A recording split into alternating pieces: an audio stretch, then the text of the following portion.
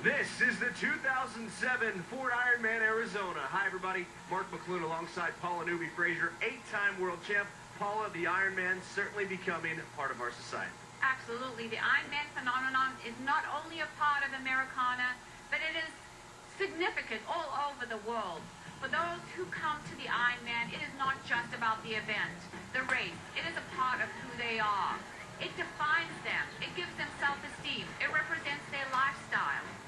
But not only that, it welcomes them to a world and a family whose idea of boundaries is challenged every day. And today at the 2007 Ford Ironman Arizona is one of those days.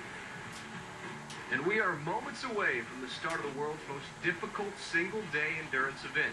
The top pros looking at around 8.5 hours. Some of the amateurs will be out there right until the official cutoff, midnight, 17 hours after the race gets underway. Just over 2,000 men and women are set. And with that, we are underway. All the training, all the preparation, all the sacrifices being put to the test here today. What a sight. There is so much tension as the start gets underway. It is impossible not to get caught up into it. But this is an endurance event. Everyone will have to find their rhythm as the day goes on. They have to settle into what they are capable of. And throughout the day, they will be tested and have to make adjustments. There will be highs, there will be lows. And it will be the ones that can deal with it that will fare the best. Now, 15 minutes earlier, the professionals got underway. And like the amateurs, Paula, you know a lot about this being an 8-time world champ. It is as much of a test of physical strength as mental fortitude. You know, honestly, these professionals are in such phenomenal shape. They put in hours of training, long rides, endless yards in the pool, just miles and miles of running. On top of that, weight training, they watch what they eat, they stretch, and they rest. But that is not what makes the difference. It is the mental game. The ones, the truly elite, they don't crack. They're relentless. And more times than not, they are triumphant. Now let's talk about the men. A pair of Americans, defending champion Michael Lovato and 2-time Ford Ironman world champ Tim DeBoom are expected to battle for the title today. Both live and train in Colorado. Both are married to professional triathletes, but these are two very different men. Tim DeBoom has honed his skills similar to that of legends Dave Scott and Peter Reed. For them, the focus was always racing. Tim has that ability to stay on top.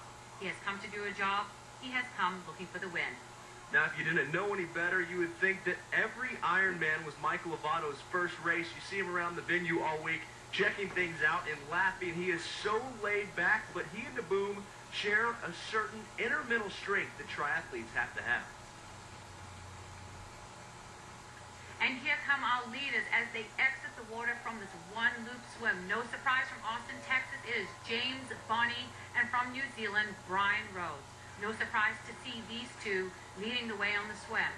And the blue cap coming out of the water is our first woman, Joanna Zeiger, the Olympian, with a 4-minute lead as she gets on the bike.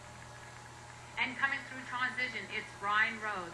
It is no surprise to see him out front. He has won 2 Ironman titles throughout the world. This man is very comfortable in the lead.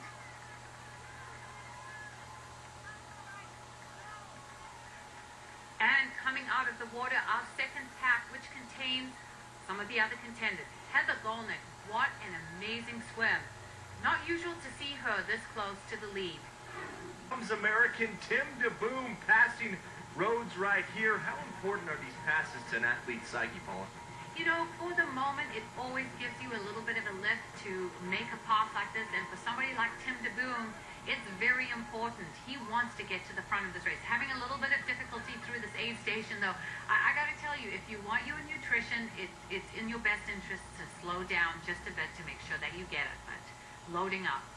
And here's a look at Andreas Niedrich, currently in 2nd place. What a story this guy has.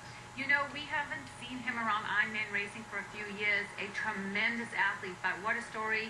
He came back from drug addiction, many injuries, and it's good to see him back out and being competitive, chasing this man, 2-time world champion, Tim DeBoom.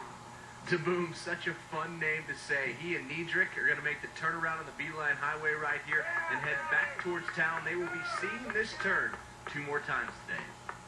Yes, this is a 3-loop bike course, and the one thing they'll notice is each time they come up and down this highway, the wind will pick up. But here is a man on the move, probably the most accomplished in the last few years. We caught sight there of Rutger Beke from Belgium, but all eyes on defending champion Michael Lovato as he is making his move through the field. He and Beke came out to swim side by side. Beautiful cactus out there in the desert on the Beeline Highway as you head up into the White Mountains up towards Greer. A little cooler up there, but you can really take a scenic bike ride any day. Today is about a first-place paycheck, and there is your first-place leader for the women, Joanna Zeiger. Joanna being racing some short course, so her speed definitely showing. But on the women's side, we have from Denmark, Elizabeth Christensen. Just won an Ironman race in Australia late last year. A powerhouse on the bike as she passes 3-time Ironman champion Heather Gollnick. Elizabeth has been training down in New Zealand through the winter months in preparation for this race. As she comes up now on her training mate, Hillary Beke. Both of them have spent the last 3 months together, day in, day out, putting in a lot of miles. But Elizabeth knows she needs a great bike ride to be in contention. Yeah, not much conversation between the teammates right there, but all chasing Joanna Zeiger right here. Now, how important is nutrition at this point in the race, making sure that you are hydrated and have gotten something to eat as you hit the halfway point? Well, eat early, eat often, and we see Elizabeth doing exactly that, taking a power gel. You know, one thing I have to say, this is Heather Gollnick always looks like she's working so hard, and here it is, an athlete's worst nightmare. Hillary Beke having a mechanical on the side of the Beeline. And you see the beautiful pictures from high atop the Beeline Highway out there in the desert. In the men's race, we have a man on the move. It is Rutger Beke of Belgium. This is phenomenal. Rutger is just blowing through the field. There he goes. Hello, Andreas. Goodbye, Andreas. And right in front of Andreas is our world champion, Tim de Boom. Hello, Tim. Goodbye, Tim. I'm sure these men are not thrilled to see him so early in the bike ride and coming by with such speed. They know that his strength has always been his marathoning. And coming out the water a solid 3 minutes down, alongside Rutger was our defending champion, Michael Lovato. As of now, he's falling a little bit short. Some traffic now out on the course. The age groupers now making their way out on the Beeline Highway. And Elizabeth Christensen forced her way up to, closing that gap on Joanna. But I tell you, she is looking really rough right now. Just have to look at her stomach. This is a tall, lean athlete. Her stomach looking bloated, and means she's not absorbing her fluids. And she's lost her second place now to Katja Schumacher of Germany. Katja been doing most of her training down in Florida at the Olympic Training Center and down in San Diego. She's looking very smooth, very controlled.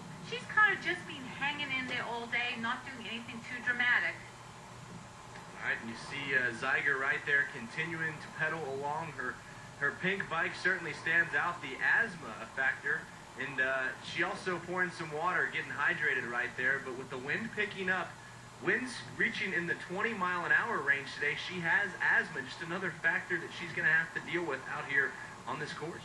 Absolutely. Just a little salt, but you know what? This wind is really going to blow, and she does have a problem with asthma. So we'll see how that plays out. Luckily, the marathon is down by Tempe Town Lake. And look at this. One of the most ferocious competitors on the circuit. It's Heather Gollnick. She's coming off a great race down at Ironman New Zealand earlier this